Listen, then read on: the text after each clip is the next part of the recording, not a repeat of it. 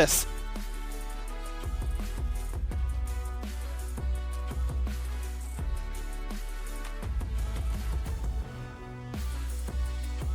Chubb is a little bit too much to bear right now.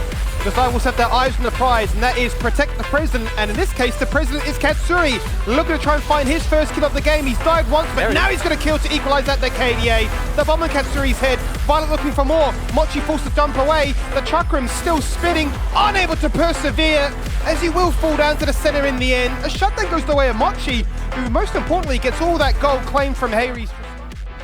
Turns in and says, do I have enough damage? Even without the package, we're going to go in, we're going to try and make it happen. The Poppy knockback first. The Baron! They have the Baron. There is no why-not. There is no smite. They've been outplayed. Oh my god! It's going to get picked up by Poppy of all people.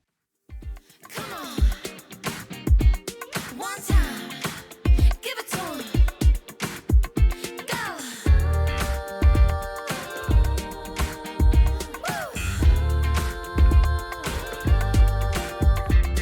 Small town girl with a small town crush. Eyes get wide every time they touch. Small handshake, but it ain't mean much. Side arm hug, but it ain't mean love. Stuck in her head like what should I do? Or what should I say? Or how should I move? All out of whack, really for some dude. Try to talk nice, but the bark back rude. This world's so cool. Heartbreak high from a low life too. Stepped out brave and my heart got used. I mean her heart got used. Do you feel that too? Stuck in my head like a bad tattoo. Really wanna try it all again, but my wall too high. I'ma sit back cool. Shake it up. The worry gotta go away. Remember, girl, it's never too late. So wipe the tears off your face. You gotta get back up and shake it up. Face full of makeup. Date night ready for a taker. Doubt in my mind about a new thing. Old fling ink on the paper. Third page, dear self. Gotta pull back the layers. Past time gotta be the past time. New me looking for a savior. Can't save me if I don't want saving. Can't play me if I never stop playing. Maybe next time. What am I saying? Cause I've been through a lot, so I know I can make it. Gotta shake it up. The worry gotta go away. Go away, baby. Remember, girl, it's never too late.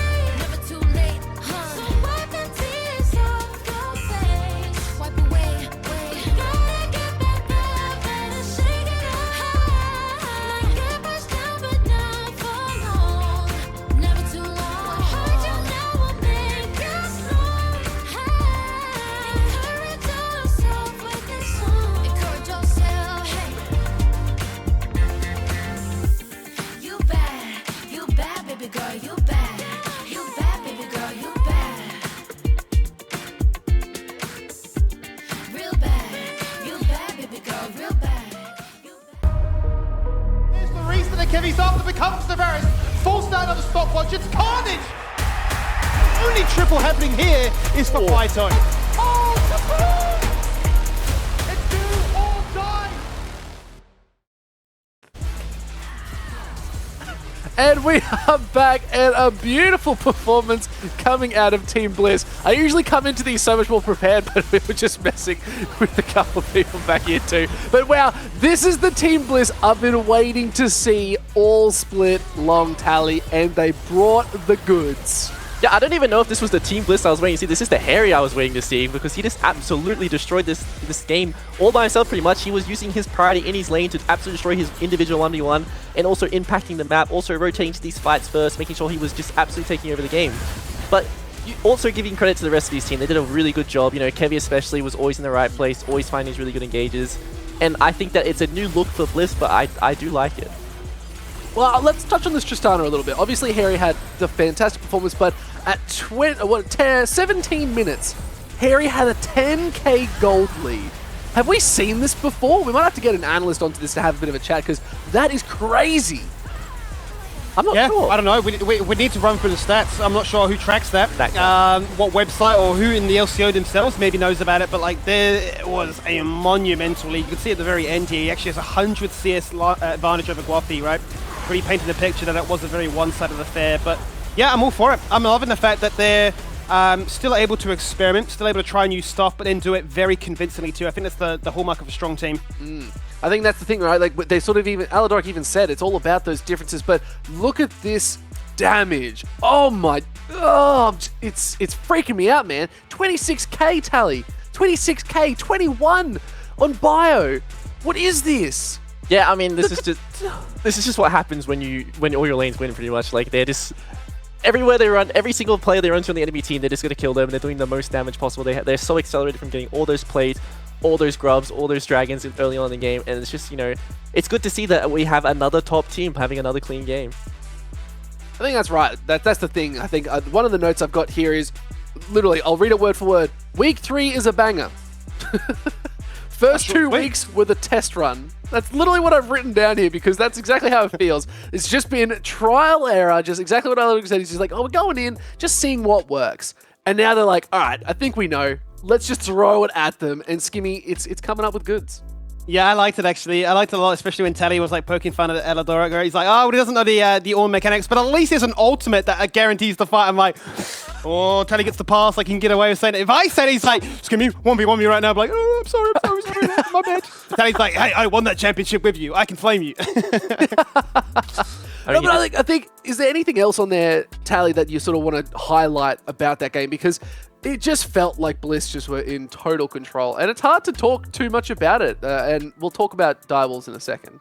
I guess, you know, yeah, I do want to talk about both teams, but to start off with Bliss, you know, as we saw with Ali in the interviews, talks about how they're still experimenting, and I think that this is a new look for the team. You know, we haven't really seen the supportive bot lanes come out of Aladoric. They're always known for these, like, Zyra Khans, you know, the Lucian Namis, the Aphelios Threshties, just really, like high pressure lanes and these really carry heavy lanes, and to know they can take a step back and, you know, the rest of the team can play on the front foot, be the carry threats, and they can enable them is a good, you know, good sign to see that they're able to play different styles. Yeah. Well, let's have a look at the draft. While we're talking about styles, I know you've got a couple thoughts on this draft in particular. Walk me through it. Well, my main takeaway from this draft is, like, I like what Bliss did, but when I look at the Direwolves comp, none of these champs really want to do the same thing, and it doesn't really play into the style that they were showing last week. You know, they didn't really, you know, pick the Enchanter to make sure that Katsuri could be in a position to really, like, take over the game. They didn't, you know, pick Engage if they want to roam. They just used the Bard as, like, a laning tool, which I don't think he is really good at. And they were unable to play the 2v2 or, like, even the group up as 3 with the Xin, Ahri, and the Bard, because there's a Tristana on the enemy team. So, like, they left out this mobile mid laner who's so strong and they can't really punish. So I think if they want to run back the same style, they need to make sure that Harry is on something that is susceptible to ganks. Or if they want to completely change the draft, which I think would be a better idea, go back to that, you know, much tankier, you know, the Talias, the Gallios. Just make sure that even if Guapi does fall behind, he's able to enable his Katsuri to carry. Yes, give me. I want to ask you, out of all of these champions here that have been picked, not banned, picked, who would you ban out in particular, and what and why actually? I think, like, I know Tristana's probably very close, but I would probably hedge my bets and then banning away the Vi. I think if you're trying to build a one-team comp, a one-champion comp, Engage options like the Vi just too strong. Obviously, Ornn is a product of the center pairing. Still can't be played top, obviously, very strongly. There is a part of me that wants to see them go even spicier. Like, I know last split when Direwolves went up against Grand Zero, knowing it was a bit of a mismatch, they played Caitlyn Lissandra bot lane. It was just like full-on lockdown. Like trap, tomb, whatever it may be. That's obviously very out there, very crazy, but I feel like you kind of need to bridge the gap in some way. I feel like if you try to match them with a standard comp, it's going to be another very quick game. It could just be like an antic repeat, right? It's like 16 minutes, you're crushed from game one kind of turnaround. So, yeah, I think unless it's something crazy, it has to be an Enchanter. Like, yeah. Lulu gets banned away, but you've got so many more options there, right? So, yeah, have to wait and see. And I'll bust this to you, Charlie, as well. The Bard, right? I think that's the one pick. We haven't seen it yet. We haven't seen it before.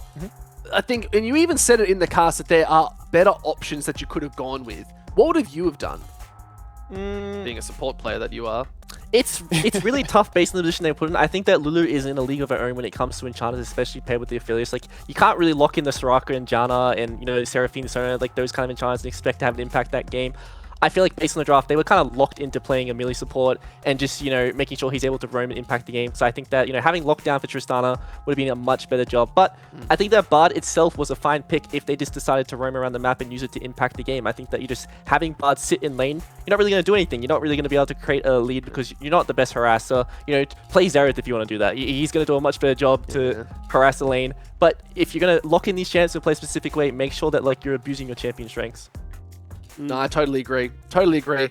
I'd like to see Alistair for one reason, and you guys are going to love this.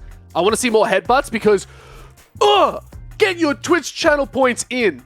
I'm headbutting that direction this time. I'm not even pointing anymore. I'm just going to go full send. I don't know what I'm going to do next time. I might kick it. I don't know. But headbutt was what I wanted because I want to see some full send it. Get your Twitch points in. How do we full send it? I don't know. That was the first thing that came. Get your Twitch points up there, guys! Woo! So, a little bit of legs. Hang on. Have we just been taken down? Was that a little bit TOS? Yeah, I don't know. I liked it. Let's rate the socks, though, guys. What are we thinking? What are we thinking? Was it jockey? Jockey? Blue side, baby! That's why we're wearing blue socks! You're too much. We're all about. I need to get to your level of just full-on Havoc, and I'm really excited to get there. Because right now, my Havoc is just, I'm going to headbutt the screen. It almost looked like I headbutted you, though. You could have. I don't want to, though. I can delay act and be like, whoa! My forehead. Aladoric headbutt! It's too strong, man. It's too strong. I love my mother too It's much almost to do Lemus level, but it's all right. We're getting close. Yeah. But no, get those points in. You're going to support your favorite team. It is your favorite team up for grabs to double, maybe even triple those points. But let's go to a short break, and when we come back, we're going to jump straight into the game and get off with another beautiful one. Team Bliss versus Dire Wolves. Bliss going to take that 2-0, or is a draw going to happen? You'll have to see. See you there.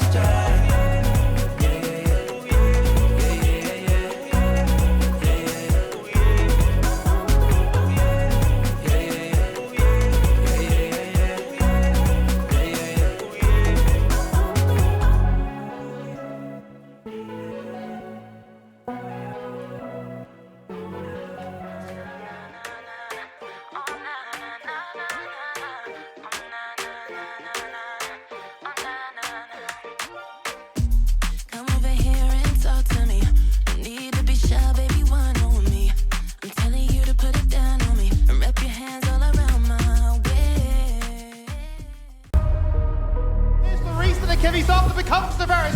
Falls down on the stopwatch. It's carnage. Only triple happening here is for Phyto. Oh, triple! It's do or die. And we are back. Here we go. We're just chilling out. I'm spamming Mew in the chat. Mew? Meow. We can do Mew. We can do both. Meow. No, we're just chilling here with Violet. Cat's on the cam. Cat's dancing. Maybe Aladoric's being benched. What a cute cat. As we do say goodbye. We just let it speak for itself. We just let it play out. There's Katsuri, obviously rallying up the troops, you would imagine, to be like, this is what our game plan is for game number 2. It was strong. We did see a small glimpse into the power of the Aphelios, even at 1.5 items. So we certainly know it is possible. But I suppose taking a really big step back, forgetting about draft and picks, stylistically, what would you like to see them do? Because for me, at least, it's a case of just play what's been working. Don't try and be too clever, knowing that Bliss are probably going to be prepared for it. Well, the player in me wants to say, do what your comp is strong at, but then, like, knowing what Direwolves do, you know, they should just draft their strength. They should really just, you know, hone in on this team fight. Make sure, it doesn't have to be a protect the Katsuri comp. They just need to draft team fight. They need to make sure they're able to just do what they had a lot of success on in the past, is just picking a lot of CC and a lot of roles and just rocking up to an objective and just out team fighting people. I think that's what they really need to rely on. I think that's what they had a lot of success with, and it's what they should be doing, honestly. So, in terms of crucial picks, I mean, we obviously spent a little bit of time talking about the support and how Enchanters should certainly be the go-to. I feel like that becomes a bit of a mainstay where almost a known quantity at that point. You're thinking Nami, you're thinking, what, Milio, Lulu, probably the go-to options right now. But I think if you look elsewhere, we've seen the classic champs like, you know, the Jax, the Cassante, even the Zac to some degree, maybe even the cheeky Gragas from Mayfun once he revealed that, yeah, I actually am playing top lane. I think anything that has the ability to disposition, because I suppose speaking of Mayfun, it's pretty rough, right? The Skarner was just a passenger thinking, maybe, just maybe I've got the right opportunity now, and then Kemi rocks up. Yeah, I still think the Skarner was the correct pick. It's just a lot of the trading patterns that Mayfun had early on. Like, he was losing a lot of health to the Rumble. When he's getting parred too and his jungler is parring away, it's really important that, like, when you're in that position, you stay healthy so you can avoid that dive, because it's so important you don't fall down and miss out on that XP that is going to crash into your turret along with that dive that's going to be incoming. As we do see, you know, the Skarner go over to Bliss, and I think we finally might get to see the top father Biopanther like play this champion, and I'm so excited to see what like a really good player can do with Skarner. You said Bio Father, but I think me and everybody on Twitch that knows him as Bio Daddy, because he's locked it in, so we get to see exactly how strong this pick could be finally. Fingers crossed. Unless, unfortunately, he finds himself in a really poor matchup, and then we just have to sort of sit there and be depressed. But either way, let's wait and see what happens. Aphelios coming out once again, so really gonna double down on their ability to say, we don't care about mobility, this is just the champion for us. Yeah, just once again prioritizing the Aphelios. I assume this is what he really likes to play when all these AD carries are removed from the game. He wants to be on a crit champ, he wants to be on a hyper carry. Once again, the Lulu is gone though, so we have to see what Direwolves want to pair with that. Is it going to be the Melio? We do see the Wukong coming out again for Mochi. He talks about how much he likes the champion, how he thinks it's good. It doesn't have to be a champ that's played everywhere in the world for it to be good, you know. These are professional players who do have good reads on what is strong and what items are, you know, really good in the meta. And he probably thinks that the pairing with, you know, protect the Katsuri comp, the amount of disruption he can provide in a team fight, that Wukong is really strong in the meta right now. Certainly is. Proved to be very successful for them previously. Let's see what the response is then. If you go for the Aphelios, we're just going to lock in the Kaiser, maybe the Leona. We certainly know that Aladoric is a very, very proficient Leona. Ricard? Does he decide to go for something a little bit more aggressive in a different direction, perhaps? Maybe thinking more AoE as opposed to single target lockdown, in which case a Rel would be fantastic. And maybe this is more of an inclination that, like, you might go for all these shields and we can just smash them. Ooh, and there we go. We have the Rakana Doric. So we haven't seen this one in a very long time. This is Aladoric's, you know, tried and true best champion. And whenever we think about Aladoric's best performances, we think about the engagements he's able to find on this champion. But Papa did bring it up on the pre-game, is that Shinky knows how to play Lissandra, and that's a really, really good matchup into the Rakans. We have to see if he does want to take this champ away. Let's see if the Lissandra does come in, if Shinky's going to reel it in just a fraction and be like, you know what, I don't need to rock this champion. I just need to become Dragcoop. No! Okay, you said Jana no, he said Jana yes. Okay, this is very interesting. So they're going for Wow. this very, very heavy disengage, you know, kill Katsuri. You know, Jana is still that champion who can, you know, give you the shield, give you the incentive idea. We see the head shake coming out of Aladoric. He thinks the champ is trash and can't believe that Shinky's picked it, but that is what he's versing right now. A little shout out to Kitty, you know, the Janna connoisseur. So I have to see what Shinky can really do on the Janna in this game. I'm not too sure about Janna in lane, but whenever I verse Janna, I always think about, like, she's so annoying to verse. The amount of roam pressure that she has in the early game, you know, she gets the Swifties with the tailwind passive, moving around the map. Just a really oppressive champion to versus, like, an immobile champ with the roaming pressure that comes out. Yeah, Jana is such a bizarre champion. I'm actually struggling to think when we last saw this, and the only thing that comes to mind is when we had that weird Jana smite tech top, and it was like Zonas playing it, and just like being a menace, right? Roaming around the map at level 1, just like, yep, good luck, I'm taking this. I actually think that might be the last time we've seen Jana in LCO was when we were playing support tops in the region, and that is, you know, almost 4 years ago. So That is so long ago, right? So many metas ago. So yeah, it feels like a very, very long time since we saw this, but no doubt would have seen it a fair bit inside of Q, so these players should still be well versed. Divider's come out, not in the first rotation like I anticipated, but certainly in the second. So making Kevy feel just a little bit less comfortable on diving that crucial carry. Azir too, to make sure even more of that displacement is taken off the table. But this is kind of what we were imagining, right? If you're looking for more engage or peel or protection, Gragas and Cassante certainly do match just that. yeah, I do want to see what Bliss want to do in their 4-5 because, you know, looking at Jana, she's one-dimensional. She's very good at countering dives. She's very bad with dives. So when you look at Bliss's comp, they're going to dive in. But, you know, they could change around what they want to do in 4-5. They could pick pro champs in mid lane. They could pick, you know, just a Kindred if they want to play like this. You know, I don't want to dive in. I'm going to win the front to back anyway. You aren't going to be able to, you know, provide your full kit if we aren't going in as a team. You know, Aldor can still function on the Rakan as like a peel champ and only really CC up the front line, doesn't have to threaten the back line because he knows if they do draft the poke and stuff like the LeBlanc, the Xerath, they're going to be able to do so much without even going in. Yeah, there's going to be so much pressure, so annoying to handle. And really, I suppose the response from Team Bliss here is, well, we've already got dive, we've got engage. Let's just get a ton of bursts. You've already spoken rather at great lengths as to how annoying LeBlanc can be with the sudden impact changes. Going to really make sure that Guapi's life doesn't improve anytime soon in this 1v1. And with the vibe being denied, maybe just replace it with another character starting with V. Go for the Viego, lock it in, and say, look how strong it was already this series, or rather in the previous series. Let's just emulate that ourselves.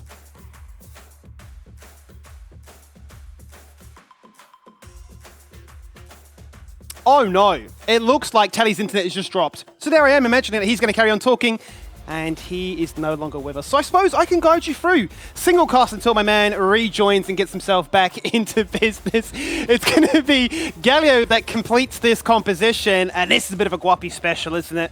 I know Tally's been very, very keen to see a Galio into the LeBlanc. Obviously, we can talk about that a little bit more as to why that is such a strong counter in a second. But I'm keen. I'm keen to see this back in business. Last time we did see him go for a much more supportive build. It was rushing the Morellos, right? With the Grievous all coming out from the very get-go. Whether or not he wants to go for like the Shurelias or maybe even like the Hextech Protobelt and just really get in your face and be a bit of a nuisance in that regard. I have to wait and see, but overall it feels very much like this is Direwolf saying, look, we tried to do too much in game one, we've experimented, it hasn't really worked. Let's just go back to what is our strongest suit, which is we've got Engage, we've got Peel, and we've got a ton of mobility, right? Both the Zac and the Galio going to be able to traverse so much space at once. As to Bliss, though, at the very top of this draft, we did say that it's great to see that Skarner's going to be getting piloted by Bio. Quite keen to see how he gets to utilize it. And then Rakan, we can never look past Aladoric on his Rakan. Just how strong would that be? He's already has his fun on the Orm, maybe not feeling too well versed on it. Maybe thinking, you know what, I need to close out this week with a banger. Let's just remind the rest of the region just how good we are. Yeah, why not? Let's bring Pike into the conversation whilst we wait for Tally. Pike, if you're there, mate, what do you make of this one? Oh, look, I'm pretty excited for this one, honestly. It's a good-looking draft, if I'm being honest. Like, look at that. You've got the Galio into the LeBlanc as well. I think that's kind of interesting. I think sort of negating LeBlanc, at least Harry, taking him out of this game is going to be pretty big. He had such a great performance the last one. It's going to be interesting how he's going to show up. But this Wukong again, I'm on the fence on it. A bit of monkey business back in the jungle. How do you think that's going to fare into the Viego? Well, it's a very good question. I'm quite keen to see how aggressive he wants to be with this one. Whether or not it's going to be a case of farming up an absolute full clear, or if he wants to be as aggressive as Kevy will be. Look, I mean, let's just run with the cast. Let's just do a double cut. Two play-by-plays. Yeah. Who cares about analysis? Yeah, We're just screaming. Doesn't matter. I can give it a good hot crack though. I'm no Tally. That's the big thing. Like Tally's the brains. you're the knowledge. No, Tally's the knowledge. You're the he's the beauty. knowledge. I know nothing. All I know is to Beauty. speak. I can speak a lot, but you know, we just had to pocket analysts on the side to make us sound smarter. I'm just the winning smile, is what I'm going to be, and that's fine. That's okay. But we're going to get there. So we found out Tally's unfortunately had a bit of a accident, a little bit of an outage in the area, and that's okay. 'Cause he's still in our Not hearts. ideal, is it? He's It not happens at the out of best our times. hearts, though. I'll tell you what, we've had our fair share of fun outages over the years, right? I think the one that really remains the same for me is the fact that I had a fire alarm happen. I had to evacuate the building. I just had to leave. I think that's when Kitty was like our interview at the time. She just came and started casting. What an absolute legend. So we'll wait and see what goes on. For the meantime, though, we're going to see Biopanther go in for a cheeky little face check of the enemy jungle. Realise that red buff is being taken. Now red buff is not going to be denied just yet because Mochi's going to flash across the wall and deny the stun that Kevy was hoping to find. But there's certainly a lot of pressure to make sure that there's only enough room for one of us to carry, and that's going to be me on Viego.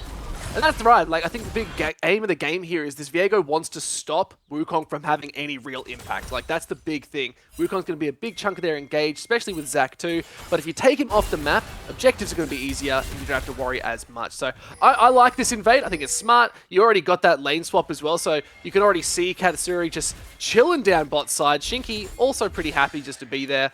But a bit of an interesting one. I'm not sure. Again, I'm no analyst, but I don't know why they've done that. Is this a smart call? Would you? I don't think it is.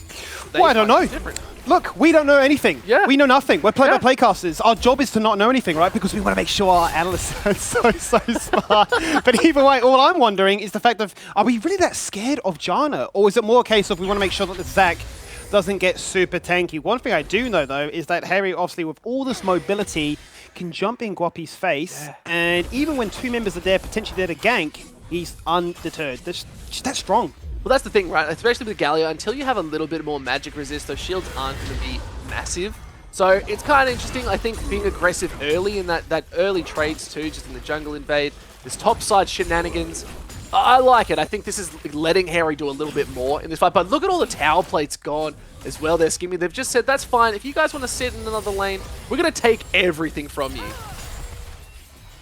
Yeah, it seems to be that way, right? They both reset and go to a standard lane formation, and both find themselves in a very similar situation in terms of CS so far. So, will turret plates be the difference maker? Will that be what really balloons this gold lead in the early game to become something a little bit greater? Because for the meantime, it's a case of Bliss trying to be aggressive, and Direwolf's forced to respond, and for Guapi, it's a case of, I'm meant to be a counter to you, but I feel like I'm getting countered myself. Absolutely. It's such a huge amount of damage, especially early. I think the one thing we've always sort of touched on, especially with the recent Static Shiv changes, there's been discussions in the Twitter sphere of Static Shiv coming back onto LeBlanc. And I know Tally even said to us, no, it's not going to really be a thing. You don't have to worry too much about it. You just want to go full pen, just get as much damage as possible in AP, and you're sitting pretty. But right now, like, you don't have to worry about it, but the damage is just so big into arguably the champion to stop you from doing damage. So this could be just a solo kill. The flash forward, it's just there.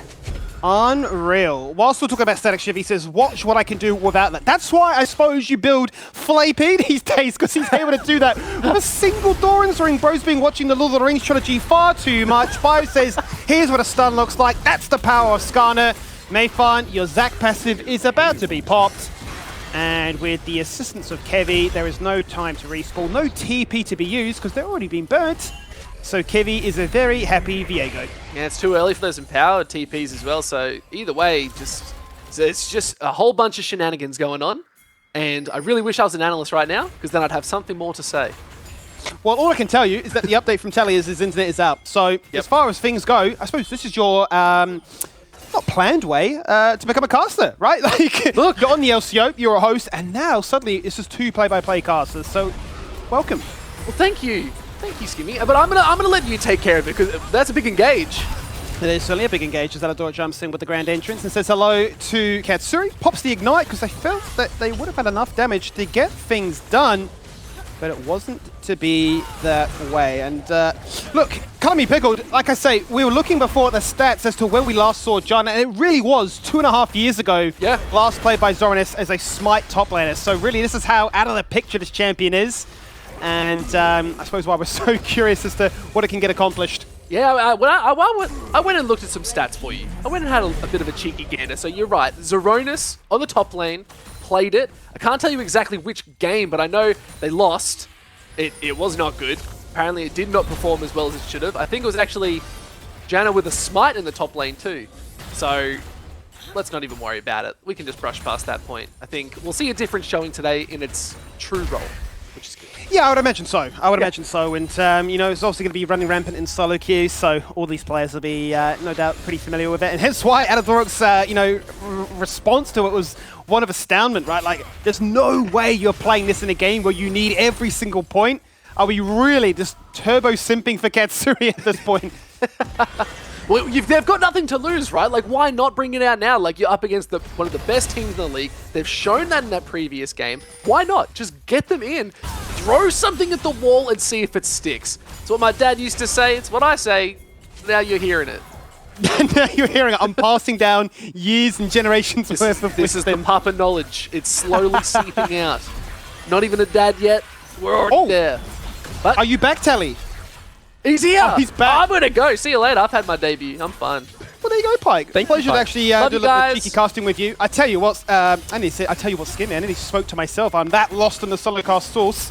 I was so happy, Tally, because we got the Galio picked into the LeBlanc, then you DC'd, and then we had to try and waffle and be like, yeah, we know nothing. We're two play-by-play casters. Yeah, okay, so I mean, I missed a lot of the draft, but we get to come back into what we see as a dive coming on the bot side. Guppy's using his priority. I want to touch on the Galio into LeBlanc specifically because I think this is a really good matchup. You know, you get to go the tank item straight away onto the Galio, and I think that you don't really want to be playing these squishy champs into LeBlanc. It's very hard to deal with. The only target for LeBlanc this game is the bot lane coming out of Dial, so it's nice to see like such a tanky top side coming out of LeBlanc. And if you do mess up that distortion and jump into the Cyclone coming out of Wukong, you're going to have a bad time. Yeah, and what you would have missed is the first blood, or actually one of the first kills, going the way of Harry, just simply in isolation, was just bullying out Guapi, who went for a cheeky little taunt on that distort, but unfortunately fell victim to a bit of flash shenanigans under turret to get whittled on down. Then topside, we saw Mayfun get ganked by Kevy, and the Viego came online. So, yeah, two very easy kills very early on. It was a bit bizarre, though, at the very start, because we did see the bot lane of Bliss, Alador and Rakan. I say Alador on Rakan. Alador basically is Rakan, that's what I think of, but their bot lane went up to top. They did a bit of a lane swap for the first couple of minutes, I would have to say, and then, in the end, returned back. So, not really too much has been missed. I suppose you're up to speed now. Yeah, so, well, touching on like the lane swap that would have happened is that, you know, a lot of people would assume, oh, because of the fortifications going up, no one really wants to lane swap anymore. Spice Panther just go for this gank onto Mayfarm. As easy as that, to get kidnapped off his own turret, Skivvy. He literally said, I'm taking you with me into the jungle because you're about to find some wildlife you're not happy to see. And, well, this top lane matchup already had a major deficit against Mayfarm. Same could be said actually in the jungle too, because Kevy's been outpacing that of Mochi and also able to find some assists and kills. Yeah, so to touch back on my earlier point, one of the main reasons you go for lane swaps is just to avoid that first couple levels in bot lane. And, you know, the Kai'Sa Rakan aren't really going to have the best time into like the Janna pressure in the early game, the amount of harass that's going to come out of like the range disadvantage. So they want to avoid that first couple levels, find a good first back, and then they can match the, you know, the power that come out lane when they have a, you know, three levels onto the Rakan, so you're able to trade with all your spells. Much prettier in the lane after avoiding that bad early game. With all that in mind, let's see where we're at then. 9 minutes into this one, and a 2,500 gold lead for Bliss. That'll keep them happy. Violet just giving them the thumbs down because he knows he's in a very strong spot. But no doubt, Katsuri is as well. He's certainly right up there. But a 2-0 scoreline for the LeBlanc, and Harry certainly wants to become the MVP of the series. Yeah, definitely. Harry did find himself those 2 kills early on and does have the first strike, so he's going to make a lot of money in the early game at this part of the game. So it's good to see that like some people aren't just, you know, being like, I need to go let's shoot, I need to dominate my lane completely. He's going more for the scaling rune. He's going to find himself having a bit more damage with the, you know, power spike you get from having the first strike up. The percentage damage bonus you'll gain in the mid game is quite noticeable, and like with the new change to first strike, the amount of gold you get in the mid-late game does fall off, but it's all about the early game now. It's all about getting to your items even faster, and we all know what LeBlanc can do when you find those 1-2 items. Yeah, if you snowball early, then there is no mid to late game for you to look forward to, right? It is a bit of a whitewash by that point on. Well, you can see topside still. The power of Scarlet truly coming online as up by 20 CS now. And with the constant ability just to stun against the wall with the upheaval rock to slow and damage you down from afar, you can understand why this champion has been getting banned away. Yeah, and I think one of the things to touch on with Skarner is that his damage profile is it's very physical damage heavy, so it's very hard to tell unless you look at his kit in itself and you look at the numbers. It's that so much damage comes from those Euro attacks. We see the flashing edge going on to Mayfarm, Yeah, making it happen. Running back the years does Alador as he hits the flash quickness, sprint right at a key target and say, you're not getting away. Yes, you got your passive and you've made it go bounce, but you've got flash and you will use it at the very last second there as you can force out the slingshot disengage across the Baron Pit wall. Yeah, so unfortunately the Void Seeker goes wide in the initial engage, they're missing on the extra bit of burst damage, and Mayfun does, use his flash, gets out safely, but we keep seeing this from Bliss, these constant proactive lane swaps, making sure their bot lane is always near the objective. I think this is very, anti-guess. Maybe they were screaming each other this week and, creating this play style. Mayfun happy to TP in here as he does have access to the, the cell division, as we can see by the little icon next to his name. It's actually a funny thing. I only learned about that very late on into playing League of Legends originally. Me too. I was like, wait, that's a thing? I always used to think, you had to, time it as you would with Flash. You'd be like, oh, yeah, Anivia egg up in 5. But it's always like, it's actually on their profile. I was like, there's no way. That's how you know you're a little bit boosted there. Unfortunately for Guapi, he's tried to charge out, but he's just predicted it beautifully, has Bio across the wall, drags him in and says, you're not going anywhere. Yeah, this is one of the things with the Skarner Burrows, that it wins most of these interactions. You would think that, maybe this absolute giant Goliath or the, whatever Galio is, I've forgotten, would slam into you and win that interaction. But no, Skarner just is going to grab you, push you into your turret, kidnap you again, and it's going to be an easy kill for him. What is Galio? I do wonder what he would be. He's a... I forgot the name. His champion was built by Durand as a bulwark against enemy mages. Well, that's not telling me anything. That's a whole bunch of lore. I'm not interested anymore. Let's get back into this one. Grubs are taken. Yet again, all 6 going the way of Bliss. So it's just so easy for the team that is better to not only find advantages in the straight 1v1, as we're seeing on your screen right now, but it just allows them to push that lead even further. It just continues to add to the point you mentioned before, Tally, of first strike is there for early game snowballing. Well, the 6 Void Grubs certainly helped that too. Yeah, he's a gargoyle skimming. I got it. That's it. That was the one that was on the tip of my tongue. Why is this so hard for us to remember? We're actually so stun-locked. Sorry about the lore. We're going to talk about the gameplay. And, what we are seeing from the gameplay is Harry's completed his first item. He is very accelerated, and we all know how strong LeBlanc is on this new patch. The trading profile has completely changed about LeBlanc.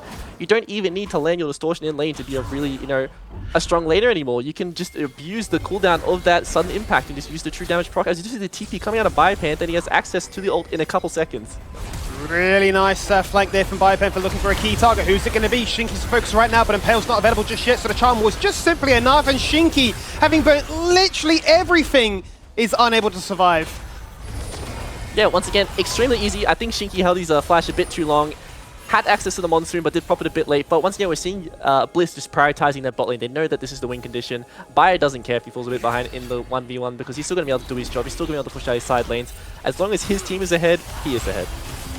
Certainly is the case, as he now finally gets back to bot lane to respond, but then they find an opportunity to try and go onto Violet as Mochi forces the flash cyclone on his head, and he might actually die in the process. So close to single-handedly taking down the Kaiser, but was not to be. And Kevin now lining up that Spectrum, it's just too easy. No need to take that Sol underneath turret. Might just wrap around though, because Shinky's returned to lane, Heartbreak across the wall, gets knocked up, and that will be the end of that play. Yeah, we do see, Bliss staying around here, but they don't really have access to too much anymore. We have Harry roaming up here, still has access to the ult though, so they have the damage. Wow. Easy as that. What else do you need to really say about that? That truly was a one-shot. Yeah, and we just see this this constant foot on the pedal gameplay coming out of Bliss. They have priorities in so many different places on the map. They're using their TPs, they're using their, laners priorities, they're using their flashes to just constantly find little advantages. And, when a team this good gets a lead, it's so hard to get back into the game, Skimmy. It is very, very hard, isn't it? 14 minutes, plates have gone down, 5k lead. And Bliss are sitting very pretty. I will say, though, that Direwolves have it going for them in terms of a Dragon Soul. They've managed to get back-to-back Drakes. And with an Infernal Soul up for grabs, I wouldn't put it past them to try and all-in on achieving that at least, to try and bridge that deficit. Yeah, I think it's... When we talk about Direwolves and how they can get back into this game, at least this game, they have the teamfight tools, they have that hyper carry, they have the enchanter in the Janna, so if they do misstep, there's a lot more damage coming out of Katsuri this game. He isn't too, isn't in such a bad position last game compared to, how strong Violet was. Violet is still ahead, in terms of the amount of DPS he can output right now. Katsuri really needs to get access to the 2 item. That's when the Infinity Edge really comes online, when you have a bit more crit in your inventory, and that's when we're going to see, Katsuri start to be able to take over this game, if that is the case. Let's see if he can find the luxury. For the second game in a row, has opted to go against the Collector. I think it kind of makes sense, right? You're not looking to try and snowball. You just want to be as strong as possible at any given moment. So He's opting for the IE rush. Meanwhile, Bliss say, well, if you're not going to do anything, we're going to push the momentum that much more in our favor. So Harry split pushing top, finding another turret, and they're going to find themselves that Herald as well. All the while, controlling mid lane, so really limiting the ability for Direwolves to come back into this one. It's going to take a little bit of magic on their end to find that.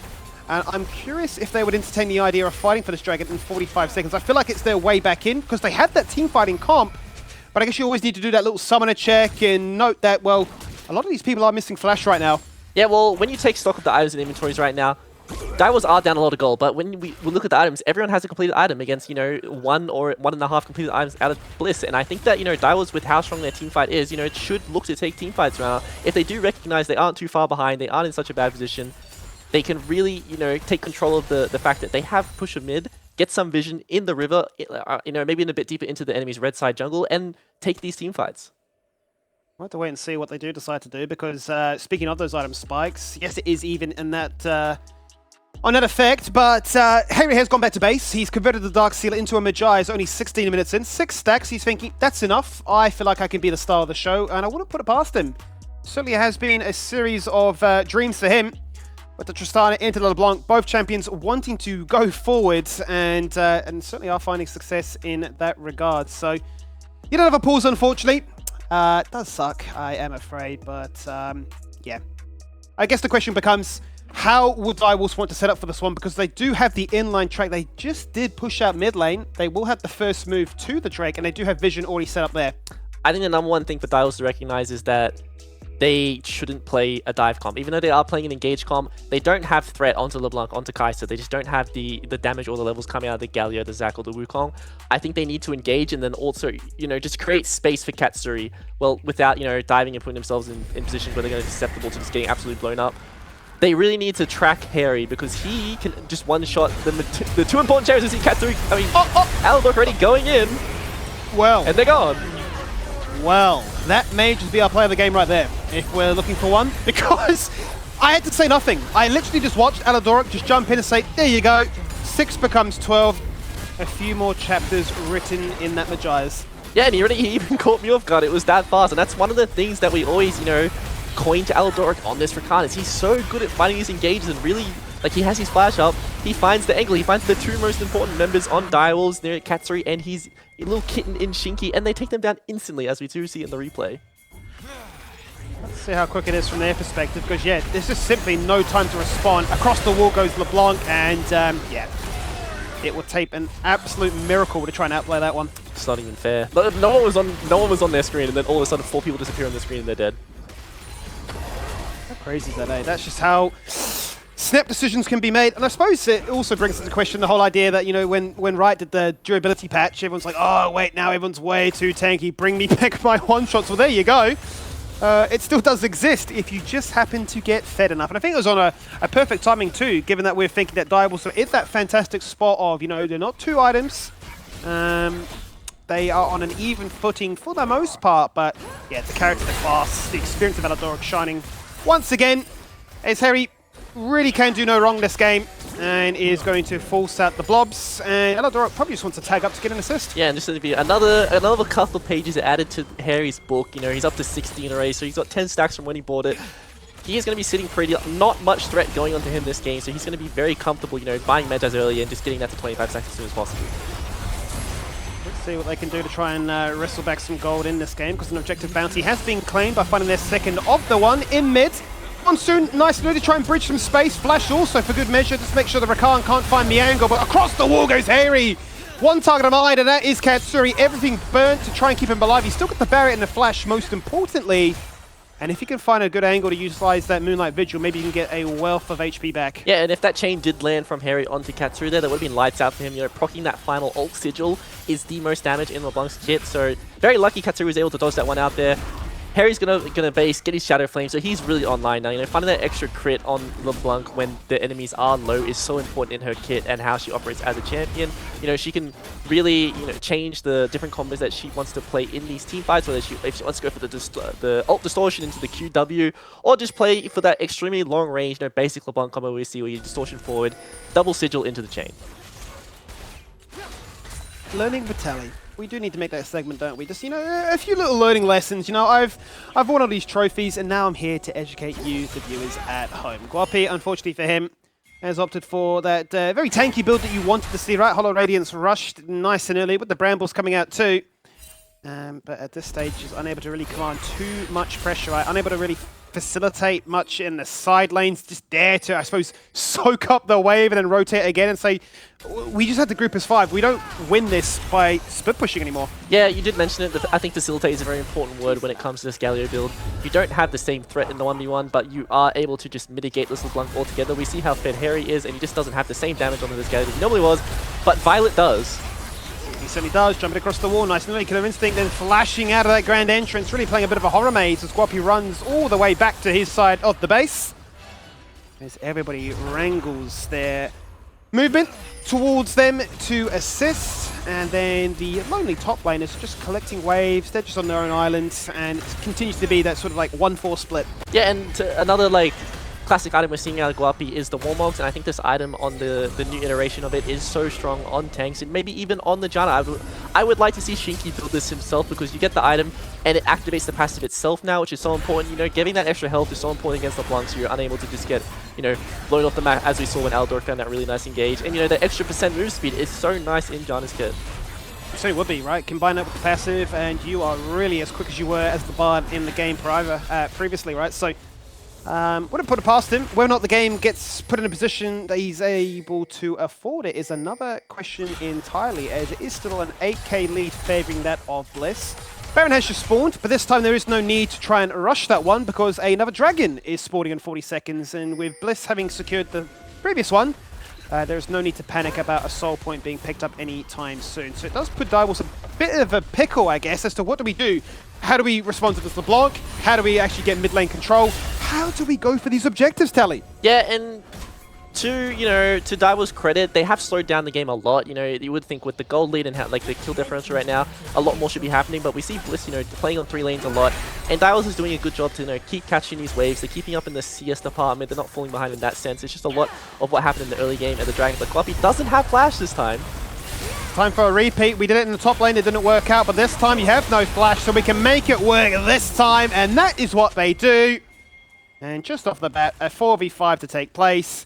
Dragon being looked at, Kevin to start it up, and it's in the works of a perfect game here, 11-0. Yeah, well, unfortunately, they did lose the 2 dragons, so they can't go for the perfect game, but you know, it's a soft perfect game. It still counts, you know, we'll give it to them. They're doing a really good job to make sure it's a very clean game. We see Fire over the wall here. If he does want to go for the Burrow, we don't have access to the Kai Salt, but Aldor still has the flash. Certainly does. If that flash is up and available, you know some craziness may just be about to brew. Bit of attention thrown towards that mid lane to see if they can find anything, but the Cyclone knocking him up. And they then turn attention onto Baron and say, well, come at us, as Aldor hovers around waiting for anybody to dare step up. Watch Harry. It's very hard for Katsuri to walk up here. The amount of pressure he has and the burst he has right now might mean lights out. Katsuri the focus. Oh my god! He put barrier! It didn't matter, man! Oh, what a champion LeBlanc is. Katsuri, well, now you're concerned, because where is your damage to Direwolves? Where is the damage? It doesn't exist. So the Monsoon goes out, they knock them back, the Baron is picked up. Bliss feeling so strong right now as 8k becomes 12. That was just a very nice setup from Bliss, but I also want to touch on the fact what we saw there at the end. That is the interaction we have with the Jan and Rakan and how these fights should look when Katsuri is alive. But unfortunately, Harry finds a really nice flash chain onto Katsuri and completely blows him out. I think that's one of the combos that catches people off guard a lot when it comes to LeBlanc, is that final, you know, flash chain combo. No one really expects that damage, as LeBlanc can just go back anyway, and you're never going to be putting yourself in a position where you're unsafe. And that the amount of damage that Harry has with this many stacks in his Magi is unmatched. Yeah, it's criminal. It really is criminal. And I don't think there's any counterplay at this stage, right? You need literally the entire team to try and lock this champion down. But the level 16, they've got the damage. And yeah, it's anybody's guess now as to how they look to end this one. Either way though, Baron, 2 stacks to the Inferno Drake, and the damage just continues to ramp on up. And I do wonder what we're working our way towards right now, if they're even concerned about the perfect 12-0 scoreline, or if they're just looking to try and get as much practice, I suppose, in this particular position on stage. Like in Bliss, like if I was Bliss in this position, it's all about closing out the game. You're never thinking about like, oh, okay guys, don't throw, we gotta have the perfect game. You know, let's extend the game, get a bit more practice. they're all about, you know, okay, our next setup is let's go bot side, let's learn to use this Baron, let's play on 2 ways. Harry's communicating how much damage he can do right now in the setup. As you see Violet land the Void Seeker and follow it up with the ult. He's like, watch this, I can do damage as well, but Harry's like, watch this, I'm godlike, it was never in doubt. Bio gets amongst it, says, wait, I'm participating, I've got the same KDA as my AD carry. Top lane is a fantastic role. So do we go for that setup in the bot lane as you highlight? Oh, great flash! Instantly from Bios, he's looking for the flash impale. That is to be denied. But what isn't is this base becoming evaporated. Oh, that's depressing, isn't it? It's depressing. An inhibitor into a pause. So much momentum there coming out of Bliss straight into the pause, so I guess, you know, what can you do? But have to see what they want to do. If they want to use the amount of grubs, the amount of creeps they have in bot wave to like go into the Nexus turrets, play for the end, or we did see Harry positioning in the mid lane, so I assume, you know, they're going to rotate over to the other inhibitor before they do start playing onto the Nexus turrets. I think that with Bio blowing the flash onto Katsuri, it's very hard for him to step up and clear any of these minions. Harry's threat onto him is just, you know, quite hard to deal with at this point in the game.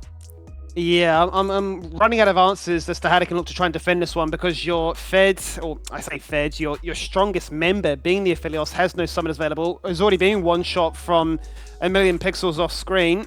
You've got 2 members down for 20 seconds and counting. You've got 6 Void Grab stacks. Yeah, sure, you can get the put a bolt in it situation of taking down 2 inhibitors, but surely now you're just looking at the Nexus and saying, let's end this week, and let's just show them how strong we are. Adaldoric with a rare L on that occasion, actually, with the flash dash forward. Doesn't actually hit anything, but I'm sure you won't mind too much. You can see him smiling in the player cam there. Jumping in goes Mochi with their last stand. Can they find anything in this frantic base defense?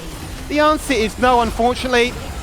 As Team Bliss showcased that there's more than one team in this league. Week 3 is the week of really building momentum, and they close it out with the perfect 2-0. Yeah, the perfect 2-0. Aladoric showing off his Rakran prowess at the end of the game there. Thank God Harry is on his team to cover up his mistakes sometimes, but really good showing from this team. Very nice to see who would you consider our top 3 teams, you know, all showing very clean games this week, all showing absolutely dominating performances. I think Biles will have to go back to the drawing board, think about, you know, maybe we need to find more options, maybe we can't be such a one-dimensional team. Maybe, you know, it's very hard to enable Katsuri when teams can get such an easy read on us and just draft around it. But it does become a bit of a concern, because whilst we talk about week 3 being the midway point of the regular season, it's a case of, well, you don't really have much time left to guarantee yourselves a playoff spot. So if you're looking to try and reinvent the wheel with only a few weeks left to play, it is a little bit of a dire situation, if you see what I'm saying. Either way, it's a 2-0 for Bliss. We'll go to a break, and when we return, we'll break down all of the action tonight.